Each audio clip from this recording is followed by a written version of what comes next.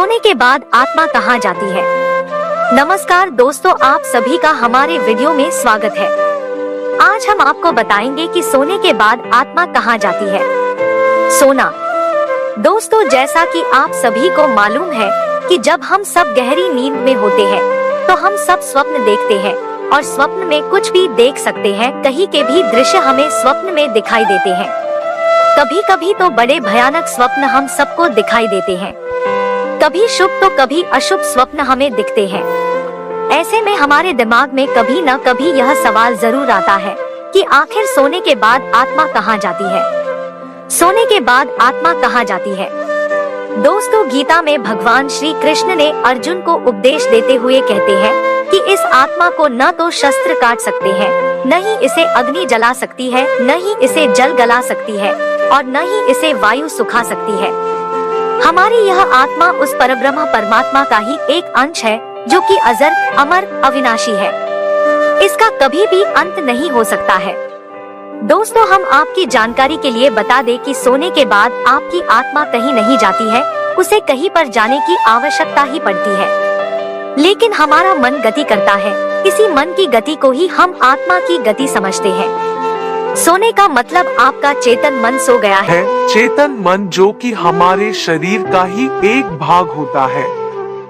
चेतन मन वह है जिसे हम जानते हैं तथा इसी के आधार पर हम अपने सारे काम करते हैं। यह हमारे मन की जागृत अवस्था होती है। हमारे मन में जितने भी अच्छे बुरे विचार आते हैं वो सब चेतन मन की ही देन है।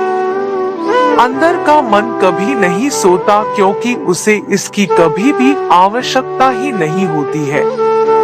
चेतन मन जब सो जाता है तो हम बाहर की वस्तुओं को देखना और सुनना दोनों बंद कर देते हैं। आत्मा कुछ नहीं करती क्योंकि वह एक अभौतिक सत्ता है तथा उसके अंदर कोई राग नहीं होता है। जब हम निर्गुण की बात करते हैं तो वह आत्मा ही होती है। जब हम सो जाते हैं तो हमारा अचेतन मन आत्मा के साथ मिलकर क्रियाशील हो जाता है। उसके बाद हम स्वप्न देखने लगते हैं। इसी वजह से हमें लगता है कि सोने के बाद हमारी यह आत्मा कहीं जाती है। दोस्तों, अचेतन मन चेतन मन से बहुत ज्यादा शक्तिशाली होता है तथा वह चेतन मन से अधिक काम कर सकता है तथा वह भूत और भविष्य दोनों को देख सकता है। मृत्यु के पश्चात आत्मा चेतन मन के साथ नहीं जाता है बल्कि अचेतन मन जाता है। शरीर के साथ ही चेतन मन नष्ट हो जाता है परंतु अचेतन मन आत्मा के साथ जुड़ा होता है, जिसे हम कर्म का ढांचा कह सकते हैं। अचेतन मन एक सूचनाओं के ढेर जैसा होता है और सोने के बाद आत्मा अचेतन मन से जुड़ जाती है।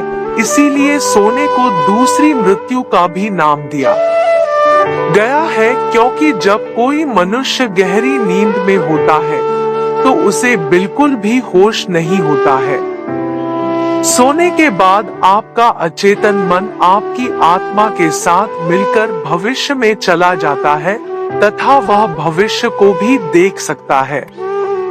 जब हमारा अचेतन मन भविष्य के अंदर जा चुका होता है तब स्वप्न के माध्यम से हमें भविष्य की कुछ झलक दिखाई देती है। इस तरह के स्वप्न तब आते हैं जब हमारा अचेतन मन भविष्य के अंदर जा चुका होता है। आपको कभी कभी ऐसा आभास होता है कि कुछ बुरा होने से पहले आपका मन विचलित हो जाता है, जो कि अचेतन मन के संकेत है। हमारा अचेतन मन भविष्य के बारे में कैसे जान लेता है, इसके बारे में कुछ कहना बड़ा कठिन है तथा इसका आधार क्या है यह भी कहना कठिन है। लेकिन ऐसा माना जाता है कि जो भौतिक जगत के अंदर घटित होता है वह उससे पहले सूक्ष्म जगत के अंदर घटित हो चुका होता है। इसका मतलब यह है कि हमारे साथ पहले सूक्ष्म जगत में घटना घटित होती है तथा उसके बाद ही उसका असर भौतिक जगत पर पड़ता है। दोस्तों, आत्मा एक सहयोगी है तथा यह मात्र सहयोग कर सकती है। इसके